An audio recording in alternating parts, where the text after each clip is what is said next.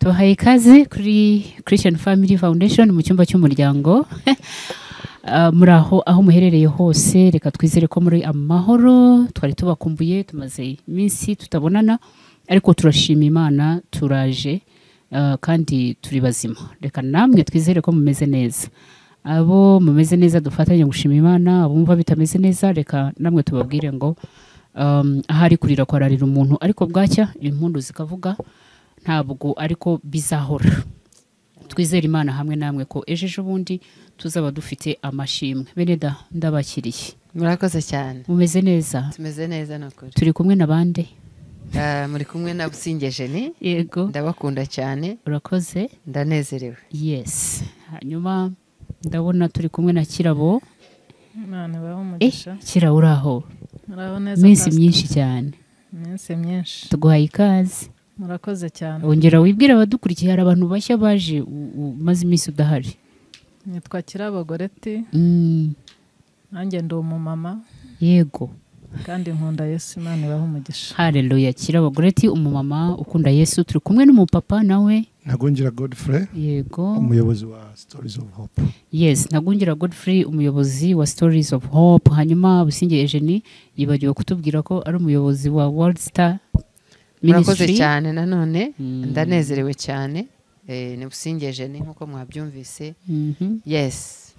Yeah, so nanjye World Stars turabashuhuje. Murakoze cyane, twishimiye kubana namwe mwese. Nanjye nemete Kaminka uyu munsi ndi nyuma ya kamera, ariko ni kwa kundi turi kumwe.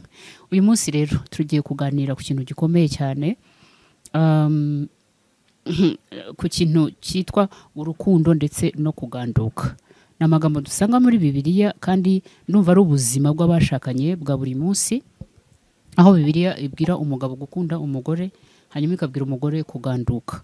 Ariko umugore akakubaza ati ni gute jewe mumbwira ngo ningandukire umugabo, nyamara umugabo wanjye naguhita ku rugo, umugabo wanjye nta nkunda, ntabwo anyitaho, simbibona ko amfite muri we. Ese je nakura hehe imbaraga zo kumugandukira? Ubwo ntago muba mwigiza nkana. So tugiye kubiganira, tubirebe impande zose. Ni byiza ko dufite abagabo ndetse dufite n'abagore, tugiye kubijya mu mizi turebe uyu muntu Eugenie yakura hehe imbaraga zo kuganduka. Murakoze cyane Pastor, Imana iguhe umugisha. Iyi topiki cyangwa insanganyamatsiko irakomeye cyane. Maze kuyumva naje gusanga iri ahantu hose, ni nk'ubuzima bwa buri munsi. Yes, nibyo navuze ko ni ubuzima bwacu bw'umugore n'umugabo.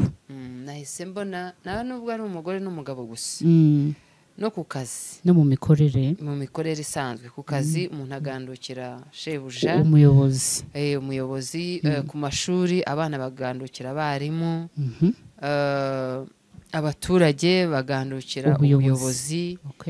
Ni ngari cyane.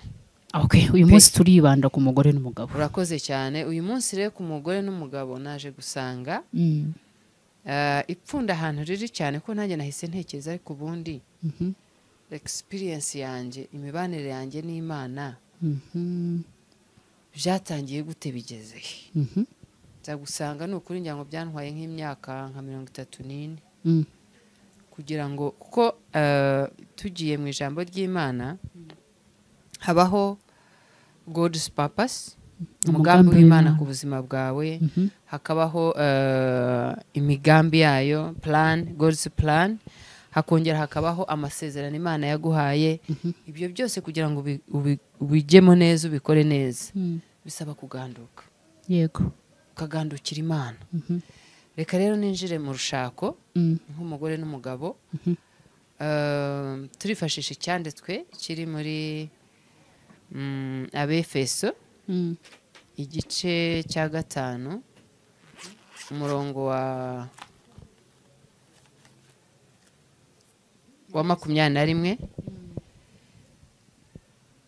21 haravuga ngo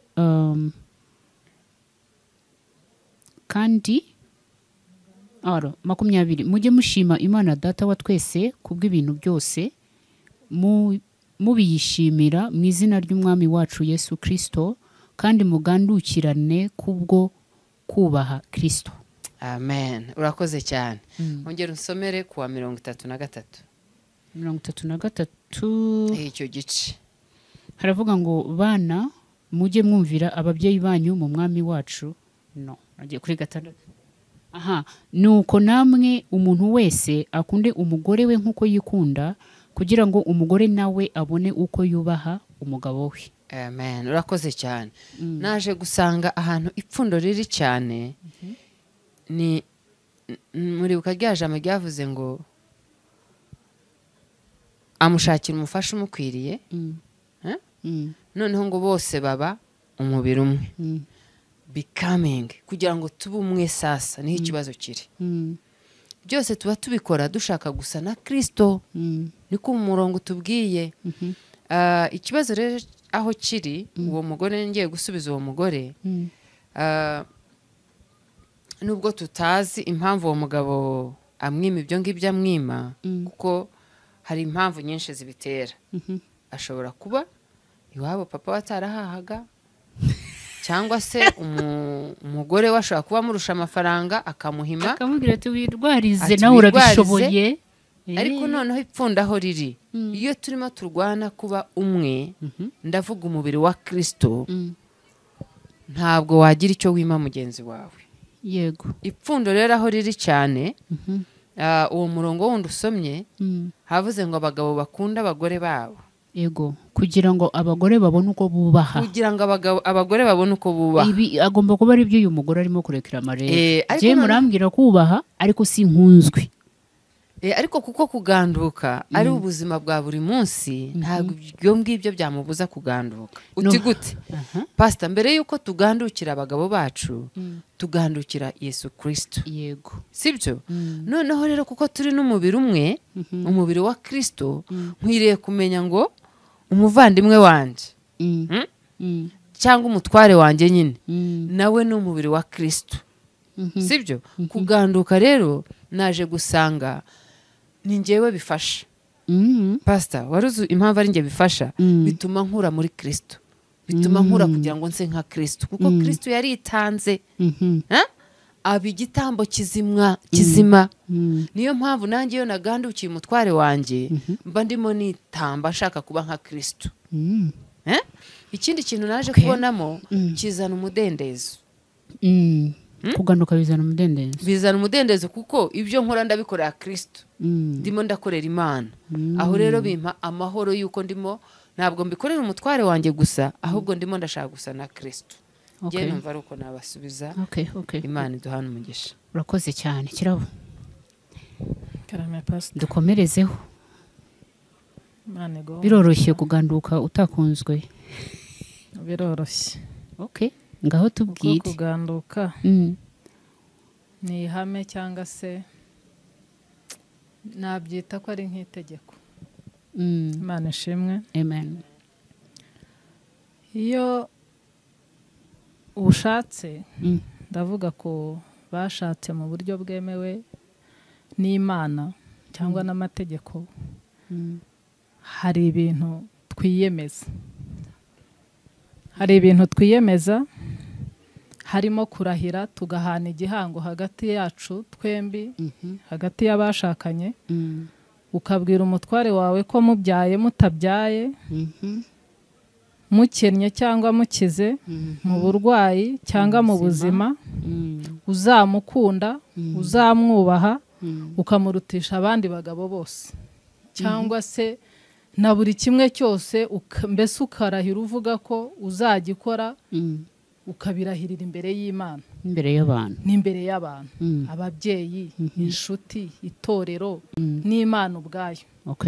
Ubu rero ugiye noneho aho nakwita ku mugaragaro, ni ukuvuga ngo rero umugabo atagukunze, ataguhahiye, atakwitayeho, urasabwa kubahiriza indahiro warahiye. Yego. Kuko hari icyo Imana ibivugaho. Nanone nanjye ndasoma mu Befeso ibice 5, ngewe ndavuga ku murongo wa 22. Haravuga ngo bagore mugandukira abagabo banyu ngo nk'uko mugandukira umwami wacu ngo kuko umugabo ari umutwe w'urugo w'umugore we ngo nk'uko Kristo ari umutwe w'itorero iryo umubiri we niwe mukiza waryo ngo ariko ngo nk'uko itorero rigandukira Kristo abe ariko abagore bagandukira abagabo babo muri byose harimo kuba yaguhahiye harimo kuba ataguhahiye harimo kuba yakwambitse harimo kuba atakwambitse ndetse no kuba hatakwigishirije n'abana na buri kimwe cyose muri byose rero ahangaha Imana yavugaga ivugiye mu kanwa k'umugaragu wayo ari we Pawulo harimo byose ni nayo mpamvu muri Timoteyo wa 2 mu bice 4 ku murongo wa 6 yaravuze ngo ngeweho maze kumera nk'ibisukwa ku gicaniro aravuga ngo igihe cyo kugenda kwanjye kirasohoye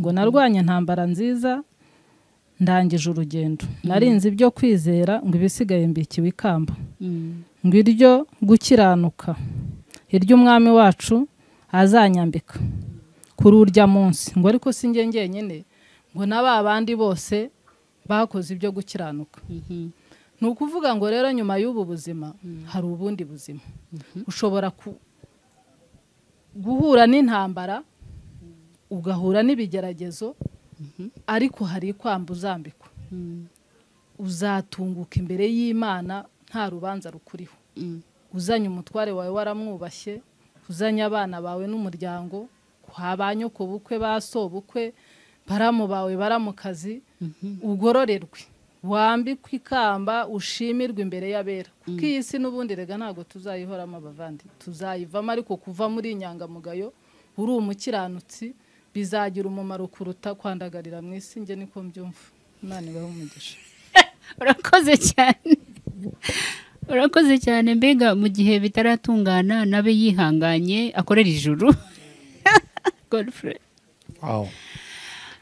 Yes, tell us urabitekereza ute wowe Ikibazo ni iki harya ari wowe tuvuge God forbid ariko noneho umugore wawe ari haravuga ati umugabo wanjye nta nkunda ntiyita ku rugo yemwe niba nanamukundira mu mutima ntago abimwereka we ntabibona ariko we arasabwa kuganduka ku rwe ruhande so aba yumva nkaho ari harikorezwa nk'umutwaro mugenzi we adashaka gukozaho urutoki cyangwa se arabwirwa gukora ibintu nyine bikomeye ni nk'ukuntu mbega wavuga ngo nutware imodoka itarimo essence ikibazo nanjye wize counseling hari igihe ikibazo gitangirira hagati ariko reka dusomere muri itangiriro 2 twagitangiriye aho bakibarije Genesis chapter 2 verse 24 okay 24 nicyo gituma umuntu azasiga se na nyina akabana n'umugore we akaramata bombi bakaba umubiri umwe yes kuba umubiri umwe turabivuga hariya imbere y'abantu n'imbere y'Imana haba hari excitement abantu babishimye ariko iki ni igihango nk'uko sister Kirabo yavuze yego kandi burya igihango ntago kirebwa nka kontra burya iyo ruhande rumwe rutujuje ibyarwo iraseswa ushobora no kudasa nawe n'urundi ruhande hari gihe usanga abantu batubahiriza biri muri contract ariko bagakomezanya urumva ariko ibijyanye n'igihango kuko iyo urebye nk'Imana yagiranye igihango na Abraham yego iyo urebye imibanire ya Adam n'Imana cyari igihango ariko umunsi cyabaye disrupted haje ibibazo yes Adam n'umufasha we muri iyi minsi aba ntabwo bashaka kuvuga umufasha ariko bibirikale umudamu n'umufasha ndavuga ntabwo bagishaka kwitwa abafasha hari abafeminist badashaka kuvuga ngo umufasha yes bumva harimo akantu ko gukandamizwa ngira yego so ibyo nabyo usanga nabyo biza nabyo bigira uruhare mu guhindura imyumvire y'abantu ariko marriage ni igihango it's a covenant yego uko sister yabivuze Kirabo covenant burya amabwiriza yayo amategeko yayo atandukanye n'aya kontra yego so hari ibintu hari ibihano biza kubera ko umuntu atubahirije ibyo igihango bivuga. None mu myumvire yacu y'ubusanzwe logical ugasanga it doesn't make sense. Ariko iyo umuntu avuze ngo umuntu buratagukunda ariko ukomeza ukamukunda nuko ari igihango, nuko it is more than just a contract. Iyo bavuze ngo mubaye umwe hakubiyemo ibintu byinshi. Yego. Hari emotional, hari spirituality, so n'ibindi. So, ariko iyo bibaye disrupted kubera n'isi turimo kirabo yavuze yanduye, usanga igihango ni ikintu gikomeye, aho abantu bibaza ngo umuntu yaba atakubaha ukamwitaho gute ukamukunda gute. No kumenya ko ntabwo ari ugushyiramo logique nyinshi. Niba igihango kivuga ngo niba uri umuntu w'isezerano ugomba kubyumva, niba uri umuntu wa contract ngo nawe hari ukuntu byumva. Ariko ikindi hari igihe biterwa n'uburere aho duturuka. Yego. Niba ntarabonye ingero nziza mu buzima bwanjye, abamodozi beza, niba mama yarafataga papa uko yishakiye, niba narabaye kwa anko babanye mu buryo budahesha Imana icyubahiro, ubwo jyewe nkura ari byo mbona ko ari byo bizima. Kuko nibyo wabonye. Yes, kuko hari igihe turera abana tukaba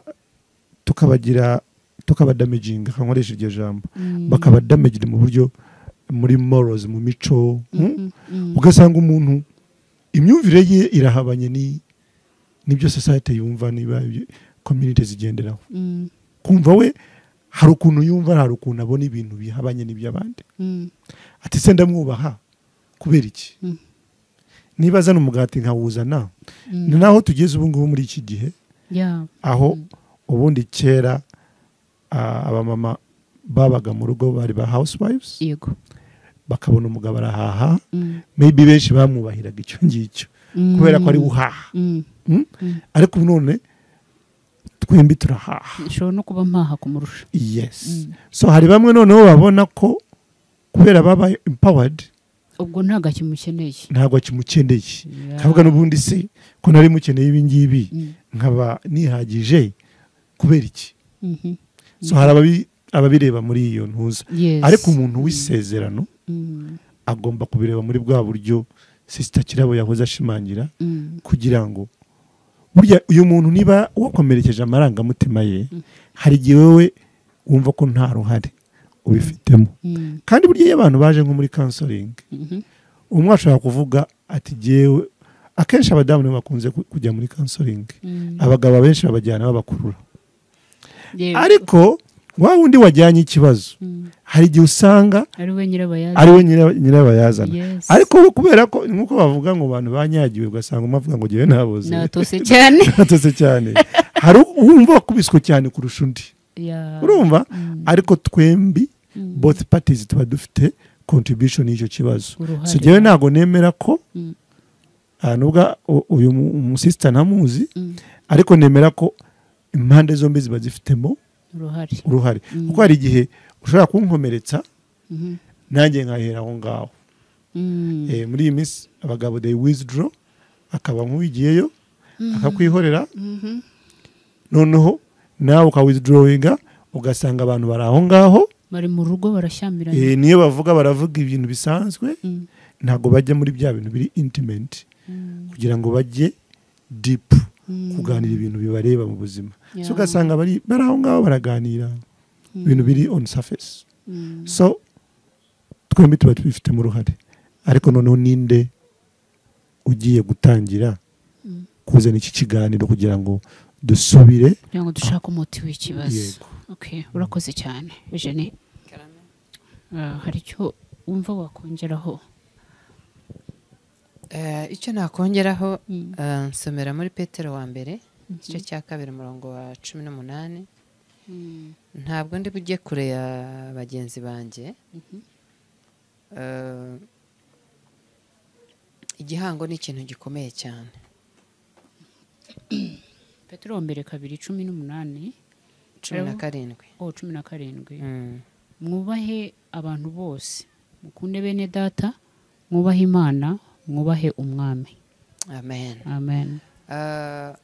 Dushakisha igisubizo ngiye ndiho ndabona ko abantu benshi cyangwa bake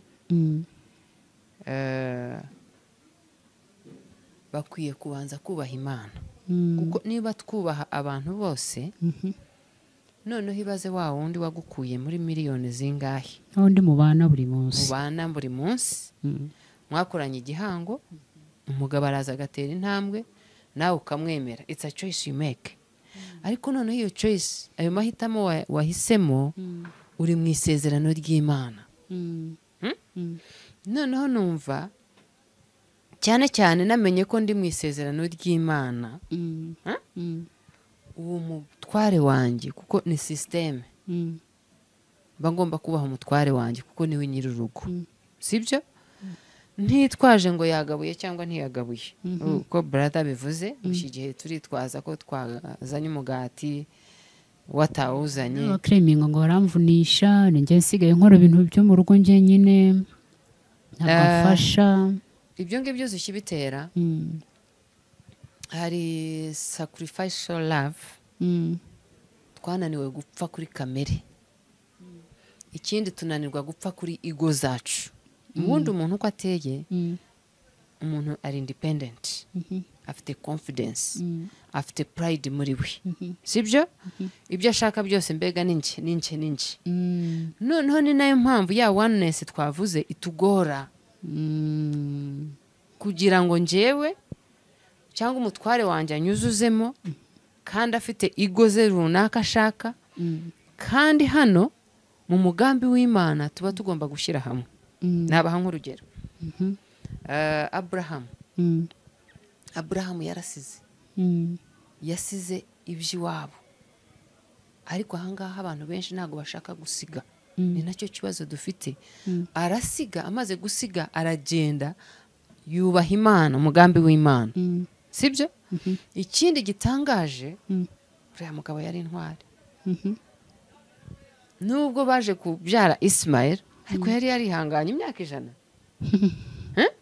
akiri kumwe n'umugore we. Ni igitangaza. Noneho aho reka amasimbuke, ujya wibuka abashyitsi baje mu rugo rwe, yaragiye abwira umugore we. Donc bino biradusaba cooperation, guhuza ibyo tugiye gukora, tufatanye hamwe, tubikorere hamwe, nibwo cya gihango kiri bugende neza. Ariko muri iyi minsi ya none, aho buri muntu ashaka gukora ibye, niho navuye mvuga ngo twananiwe gupfa kuri kamere yacu, harimo kwikunda, kudakizwa. Nuko ngo buri wese arashaka kugirirwa ibyiza, ariko we arimo gukora iki? Abivuze neza ngo muri iki gihe abagabo bo ntibajya kurega, ahubwo barawithdrawinga bakagenda. Uzi impamvu? Baricecekera. Guceceka se ugira ngo nugukizwa? Kwihorera hoya no guhimana actually. N'andi magambo. Kubera iki? Ni ya ego, ni wa kwa kwikunda, yananiwe kurebera umudamu we mu ishusho y'Imana ngo avuge ati hari cyanditswe cyanyishe hari ahantu.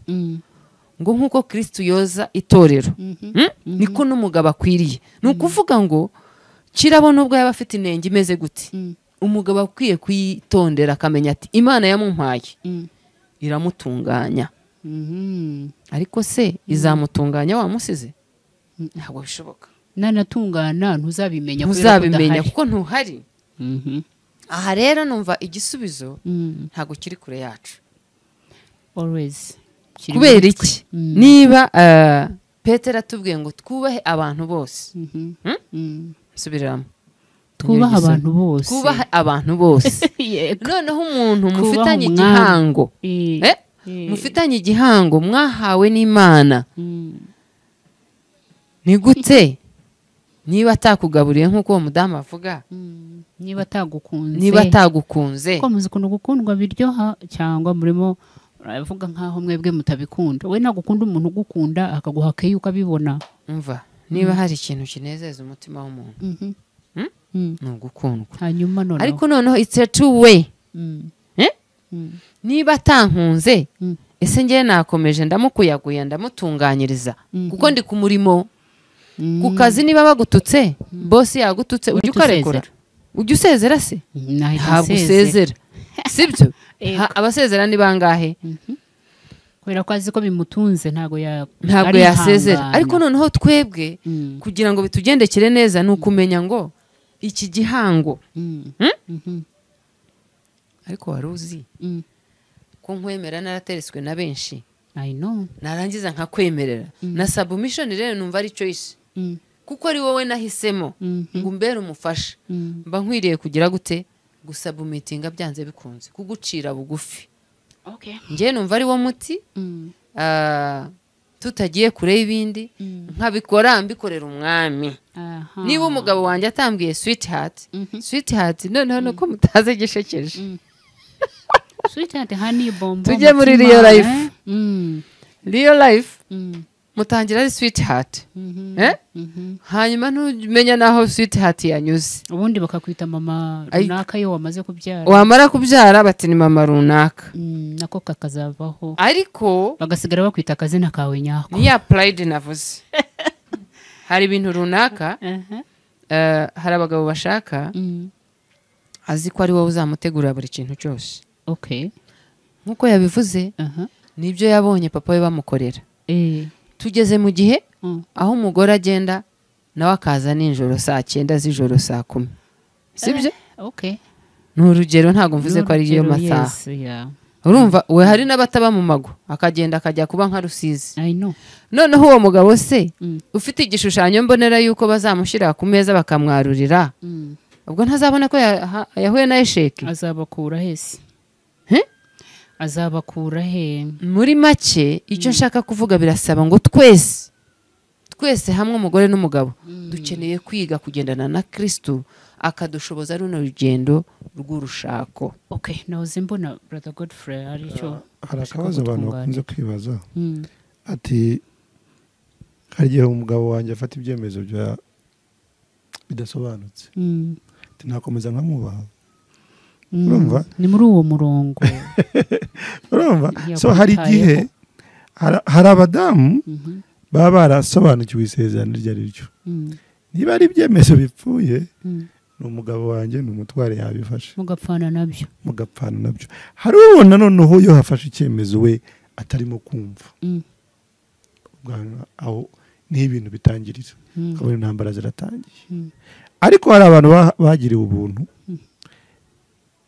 ajya kubona akabona umugabo afashe icyemezo runaka umugore atemeranya nacyo ariko umugore akavuga ni umutware wanjye I will follow him hari bamwe bavuga ati jewe umugore akagenda aseta ibirenge so ugasanga noneho umugabo akavuga ati niyo mfashe icyemezo ntabwo yashyigikira kereka ari byo we ashaka hari igihe umugabo we aba areba kure urumva areba kure imyaka ingahe reka mbaho urugero hari mushiki wanjye wabaga muri Tanzania ngo bari baturanye n'abantu inka zabo zajyaga kubonera ariko uyu mugabo aravuga ati aba bantu kugira ngo mbikize ntabwo ari ukubirukana hano ahubwo ni ukubagabira inka icyo yakoze yabagabiye inka ya nka yari ifite amezi nyuma y'amezi angahe yari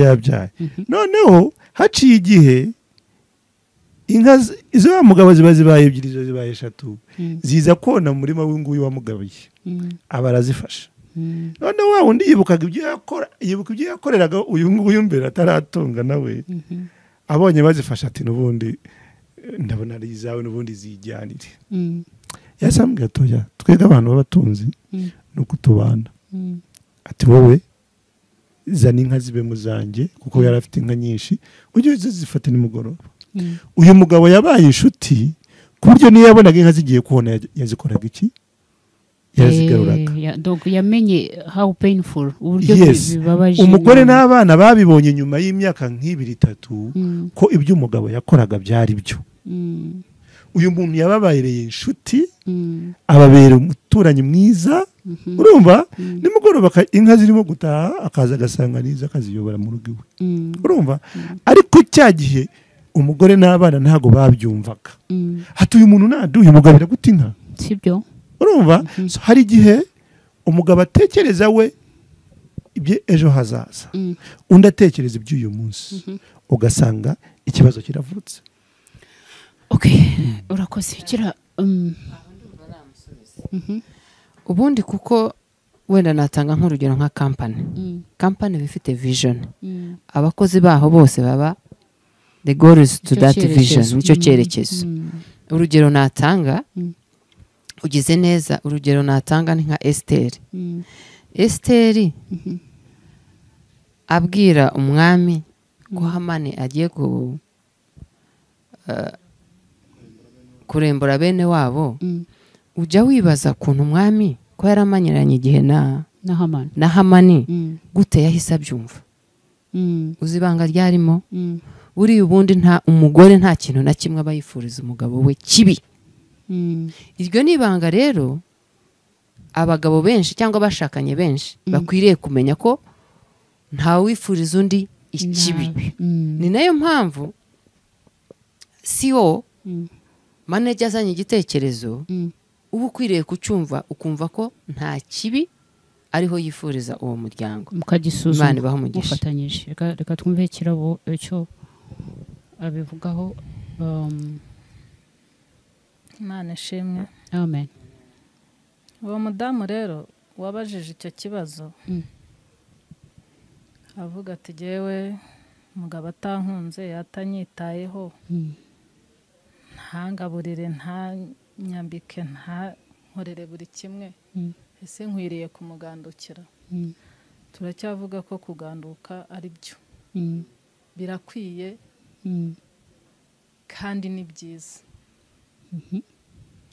kubera ko ashobora kutaguhahira, ashobora kutakwambika no kugukorera buri kimwe cyose, ariko kubera ko wakoze inshingano zawe Imana ikagushyigikira, kuko umuntu wese uri mu kuri, umuntu ukora ibyo gukiranuka, Imana ibana nawe kandi muba hafi. hari icyo Dawidi yavuze muri Zaburi ya 37 ku murongo wa 25, yaravuze ngo nari umusore none ndashaje, sinigeze mbona umukiranutsi arekwa cyangwa urubyaro rwe rusabiriza ibyo kurya. hanyuma nanone muri Zaburi ya 25 ku murongo wa 3 haravuga ngo siko bizaba ku bamutegereza, ngo ntagabo bazakorwa n'isoni, ngo keretse abava mu masezerano ari nta mpamvu, abo nibo bazakorwa n'isoni. ntabwo ushobora kuburara kabiri gatatu, kuko ijambo ryayo rega ni ukuri. Imana ibyo yavuze ni ukuri, ntijya ibeshya. mu ngoma ngira ngo niba ari 4:9 niho yavuze ngo ibyo yivugiye n'akanwa kayo no kubikora, ngo Imana si umuntu ngo ibeshye, ngo nta nubwo ari umwana w'umuntu ngo yicuze, ahubwo ibyo yivugiye n'akanwa kayo no kubikora izabikora. Dawidi ajya kuvuga aya magambo, muzi amateka ya Dawidi, yarababaye, yarasonza, aba umushumba, umuntu uciriritse ku rwego rukomeye, inzara iramwicara yizi, hanyuma yaje gusoza ab'umwami kubera ubunyangamugayo bwe, kubera gukora ibyo gukiranuka. niyo mpamvu yavuze ngo arinze asaza atarabona umukiranutsi arekwa cyangwa urubyaro rwe rusabiriza ibyo kurya. rero uyu mudamu niyihangane, niba Imana yarahaye Eliya ibyo kurya ikatuma igikona muzi ukuntu gikunda inyama, ikagiha umutsima n'inyama, iti genda unshyirire umwana wanjye ajye mu kazi, ifite inzira nyinshi, ngo yambika n'uburabyo bwo mu ishyamba buriya bugasa neza kandi budahinga, na biriya binyoni ntago bihinga kandi ntawe ubirusha gusa neza. ntabwo rero tuzakorwa n'isoni, ariko nuva mu masezerano ugasuzugura umugabo wawe, ntumukunde, ntumwubahe mu bandi, isoni ni ukuri zizagukora. ihangane, komera, umwana wawe azarya, umwana wawe aziga. no muri Yesaya rega harabivuga, Yesaya 5:13 haravuga ngo abana bacu bose bazigishwa n'Uwiteka. umwana wawe aziga. Imana igira inzira nyinshi zirenga 1000, twebwe inzira z'Imana ntago twazimenya, inzira zayo zirenga ngo 1000. umwana wawe aziga, azarya, uzamwambika, kuko uri mu nzira nziza. Imana izagushyiriraho inzira, izashaka n'abantu, izagutegekera nk'uko yategetse biriya bikona bikagaburira Eliya nawe izagutegekera abakwigishiriza abana izagushyiraho inzira bakugaburira. Imana ifite inzira nyinshi ariko wowe wubaho umugabo utitaye kuvuga ngo yankunze cyangwa ntiyankunze. Reka ntiyankunze. nsoreze kuri aka kanditswe nubwo tutarasoza nta kibazo ariko ndacyavuga mu byahishuwe 22 ku murongo wa 12 haravuga ngo dore ndaza vuba nzanye ingororano kugira ngo ngororere buri muntu ibikwiriye ibyo yakoze. Nukora neza uzemerwa. Wow, murakoze cyane. Hari ikintu utarakomentinga murimo mwakomeje gushinga gati ku kintu cyo kuvuga ko ni igihango, umubano w'umugore n'umugabo ni igihango. Nibuka umuntu wigeze kutubwira ati iyo dusezerana turavuga ngo tuzabana ngo ndwaye cyangwa ndi muzima. Aravuga ati kurwara ntago ari malaria gusa, ntago ari umutwe, ntago ari igifu, ntabwo ari ati buriya niyo umuntu yanze guhaha aba yarwaye, niyo yatangiye kuguca inyuma aba yarwaye. So ugomba gukenyera ukarwaza, ariko iyo ndwara ntago ari yo kumwica, niko tubyizera. Hanyuma hari amagambo Petero nawe yigeze abwira abagore, ngira ngo ahari bari babajije bati se umugabo wanjye je nakijijwe umugabo ntiyakijijwe ndabyifata mone, arababwira ngo nibagira ingeso nziza kugira ngo babagabo babo batizera niba bareba ahari bazareshywe na za ngeso nziza. So twanavuga nkuko Godfrey yahoze avuga, nanjye mbere yo kugira ngo njye hariya nshinga ijosi nagombye no kureba uruhare rwanjye, nanjye nkabanza nkisuzuma nkareba se ntago ndimo ndabona wenda n'imbuto z'ibyo nabibye, kuko birashoboka ko umuntu ateza ikibazo akaba ari nawe kigiraho ingaruka zikomeye cyane kuruta wa wundi wagiteje. Burya ibintu ikintu bita submission no gukunda ni ibintu birenze logiki zacu, birenze imyumvire yacu. It is deeper. Hari muri aka kazi ka counseling hari ibitabo narimo gusoma mbona case y'umugabo waruje kurwara ageze aha Ikiremba, abwira umugore we ko uracyari umwana uri mwiza, ariko giye ubu ngubu ukomeze ntacyo nakumarira. Ati giye nguhaye uruhushya, nushaka ujye hanze wishakira umwana, niba wishakira umugabo uzakunezeza. Umugore aramureba aramubwira ariko se bite byawe, ntuzi ko narahiye imbere y'Imana, ntago naje hano kubera ibyiza gusa, tuzaguma. Umugabo aramureba avuga ati uyu mugore uwo mugabo yarakize, bameze neza. Urumva? So hari igihe dukubitwa mu bibazo mu buzima muri uru rugendo, ukabona hari expectations. Expectation ni mu Kinyarwanda ibyo twari twiteze, ibyo wifuzaga mu rushako, ukabona mugenzi wawe uko ameze, ukabona ntago biri buvemo. Urumva? None wone ubuzima bwa buri munsi ngo abatunzi nabo bavuga ngo azibana zidakomanya amahembe. Yego. So utwo tuntu iyo tugiye tuzamo tukagenda twatakinga amarangamutima yacu. Yego. Ariko hari ikintu kigomba kubaho niba abantu ari bakuru. Open communication, honest communication. Nubwo waba wababaye, ariko iyo uvuze ibikurimo ukabivuga neza, kuko hari igihe wababaye none igihe usohoye bikurimo ukabisohora nabi kandi bikakomeza ikibazo uko cyari kimeze, bikaba nabi kurushaho. Kandi hari igihe umuntu avuga ikibazo atari cyo kibazo. Murakumva neza? Yego. Abantu benshi bazajya babagana ngo mbagire inama, baza bavuga iki kingiki gikora icyo kibazo, ariko wajya gukurikirana neza umaze kuganira n'impande zombi ugasanga icyo baje bavuga ko ari cyo kibazo atari cyo. So you have to be careful. Iyo wumva aba bantu umva ibyo bavuga, yego, uzarebe iyo umwe arimo kuvuga hari igihe undi adashobora no gutegereza nguriya arangiza, ugahita ubibona. Kuko niba umugabo arimo kuvuga mu rugo rwe akaba atashobora even to finish a sentence, ntumwemere ndacyavuga ariko wowe unyuzemo. Umugabo ajya kumva yumva nta gaciro afite imbere yawe.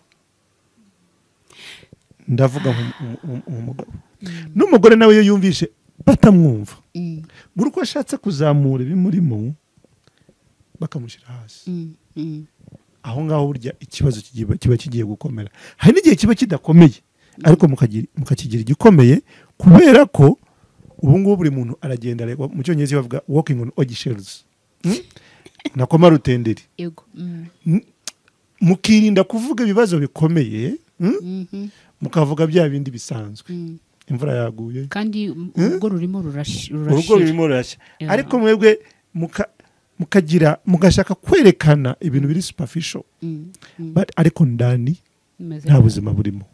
So open communication niyo yabafasha iyo mugeze muri iki gihe. So mugerageze to have that open communication ariko buri muntu ahe mugenzi we amwumve. Yego mu mwanya wo kumwumva. Yes, niba uyu mudamu avuga ko yakomeretse umugabo amuha umwanya amwumve agerageze kurwana n'ibimurimo areke uyu muntu avuga namara kuvuga nuriya nawe amureke. Hari game abantu bajya bakina how to listen niba bayikina bayikine ariko yabafasha. Ya urakoze cyane. Tunasoza uvuza ku kantu nibuka nakantu k'agafilme nabonye muri iki cyumweru. Hari umuryango bari bafite abana batatu, papa na mama barashwanye ariko ntibabivuga, actually baratandukanye ko bakomeza kubana kugira ngo barinde isura yabo hano hanze abantu baze kumenya ko n'umuryango umeze neza. Noneho ibyo bintu bituma n'abana nabo bakura bishushanya cyangwa bisanisha ngo meze neza ariko atameze neza.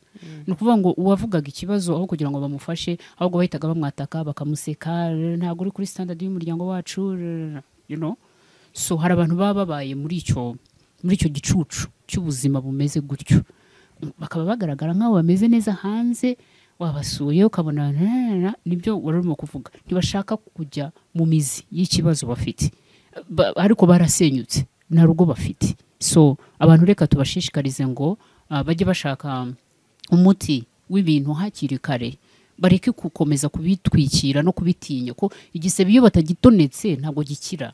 So hagomba kubaho kwemera gukandwa, birababaza ariko nyuma umuntu agakira. Reka ngira ngo tugane ku musozo. Urakoze cyane. Nsoza nsomera mu migani igice cya 3:5. Nsoza ndiho ndababwira ngo dukizwe. Paulo we yabivuze neza ngo muhindure imitekerereze yanyu. Kuko ibyo pastor avuze byo kurenzaho ni ukudakizwa no kudaha agaciro igihango twahanye nge n'umugabo wanjye. Numva nta mpamvu nyinshi dukwiye gutwikira, kuko niba Abraham yarabashije gutegereza imyaka 90, uyu nguyu atubwiye 3 igice cya 5 igice cya 3:5. Yes, 5 haravuga ngo wiringire Uwiteka n'umutima wawe wose, we kwishingikiriza ku buhanga bwawe. Amen. Nicyo nashaka gusorezaho. Bene data bakundwa, reka two kwishingikiriza ku buhanga bwacu, twiringire Uwiteka, niyo menyu yacu, niwe watangiye umurimo mwiza w'urushako kandi azawusohoza neza. Imana ibaho umugisha. Murakoze cyane kubana natwe, mwakoze abari badukurikiye. Reka twizere ko hari ikintu ugiye kwiyungura, kandi mutwandikire muduhe ibitekerezo, tujye inama hamwe. Mwakoze. Shalom shalom.